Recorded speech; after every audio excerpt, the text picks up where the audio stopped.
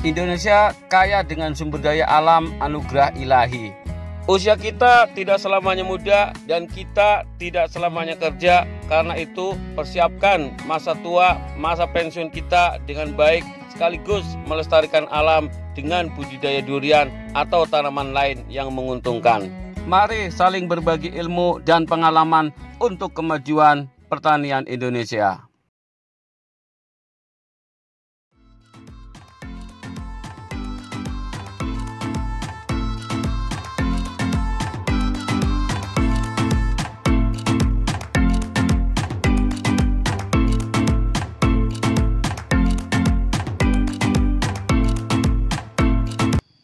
Assalamualaikum warahmatullahi wabarakatuh. Jumpa lagi di channel Durian Mas Tegal. Teman semuanya, pada konten sebelumnya saya sudah melakukan sharing terkait dengan penggunaan bakteri PSB, bakteri fotosintesis atau bakteri fotosintesa untuk treatment durian yang kondisinya belum sepenuhnya sehat. Nah, pada kesempatan kali ini saya akan sharing pada teman-teman semuanya bagaimana cara kita membuat bakteri fotosintesis tersebut.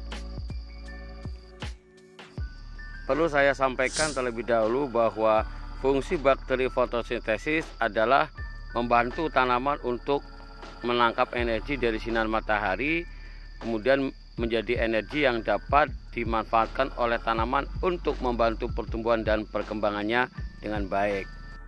Sebagaimana pernah saya sampaikan dalam konten sebelumnya, bahwa zat klorofil yang ada dalam daun tanaman sangat berperan besar dalam proses fotosintesis tanaman. Jika zat klorofil yang ada dalam tanaman itu maksimal, maka proses fotosintesis juga pastinya berjalan dengan maksimal, sehingga pertumbuhan tanaman bisa maksimal juga. Nah, teman semuanya, bakteri PSB ini membantu zat klorofil tersebut dalam proses untuk penyerapan ataupun penangkapan energi dari sinar matahari tersebut, sehingga proses fotosintesis tanaman berjalan dengan baik. Adapun manfaat secara spesifik bakteri fotosintesis sebagai berikut. Yang pertama, membantu kebutuhan nitrogen yang dibutuhkan oleh tanaman, dalam hal ini pada fase vegetatif. Jadi pada fase vegetatif ini tanaman sangat membutuhkan banget unsur hara nitrogen ya teman-teman semuanya. Yang kedua, membantu proses perakaran tanaman sehingga tanaman dapat bertumbuh dengan baik juga. Nah, proses perakaran ini merupakan hal yang utama ya di tanaman, khususnya pada fase pertumbuhan. Karena kalau perakaran berkembang dengan baik, bertumbuh dengan baik, maka pastinya proses pertumbuhan tanaman yang terlihat oleh kita juga di atasnya itu bertumbuh dengan baik. Yang ketiga, manfaat dari PSB ini adalah membuat tanaman mampu untuk menyerap secara optimal terkait dengan pupuk yang diberikan. Jadi proses penyerapan yang maksimal ini tentunya sangat membantu proses pertumbuhan tanaman itu sendiri. Yang keempat, manfaat dari bakteri fotosintesis ini adalah menyediakan kebutuhan asam amino esensial yang baik untuk pertumbuhan tanaman.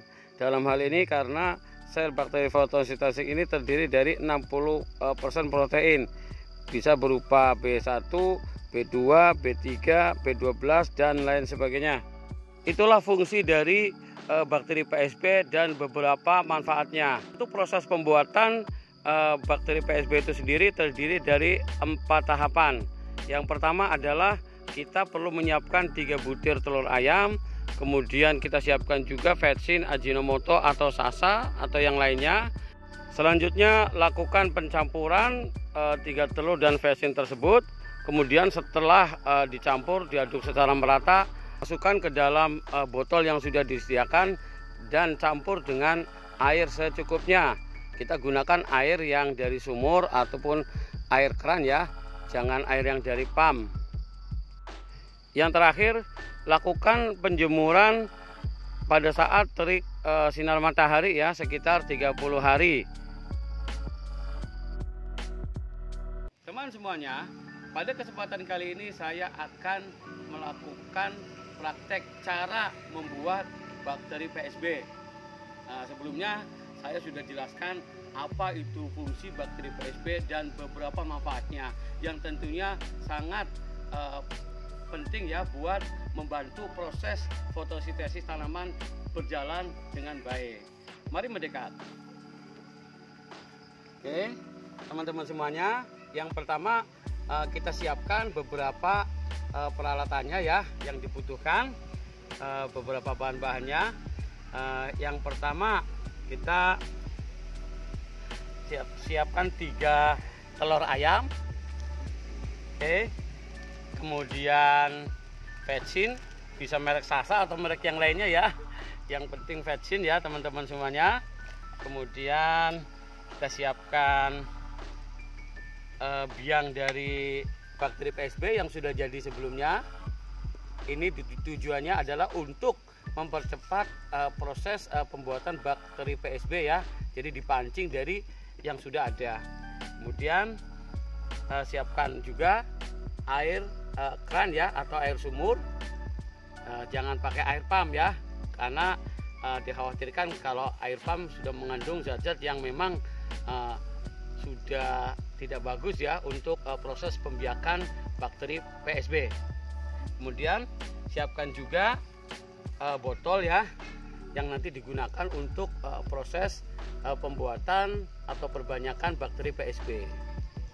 Oke, teman semuanya, selanjutnya kita lakukan campuran dari bahan-bahan yang sudah ada. Yang pertama kita cakan telur dulu. Oke.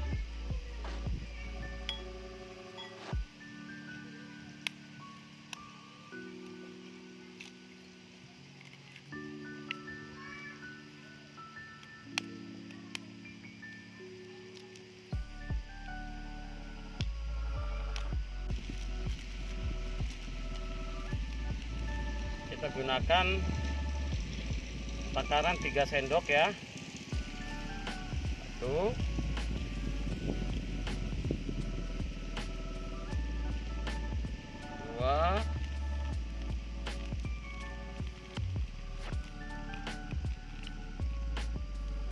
3.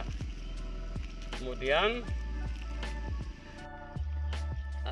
aduk secara merata ya teman-teman semuanya.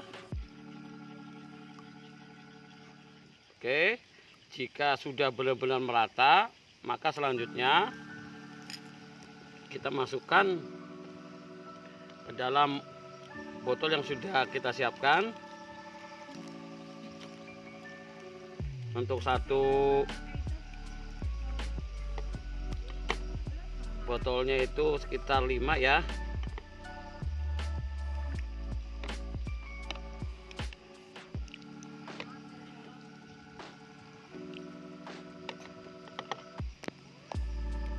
Selanjutnya kita campurkan dengan air ya yang sudah kita siapkan.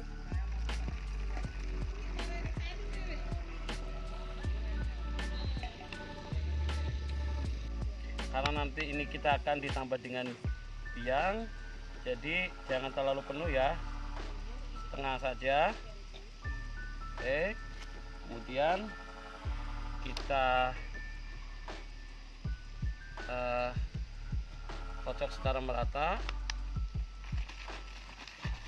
Kita aduk-aduk lagi teman-teman semuanya. Oke, kemudian kita tambahkan biang PSB atau PSB yang sudah jadi untuk mempercepat proses pembuatan bakteri PSB ini. Secukupnya.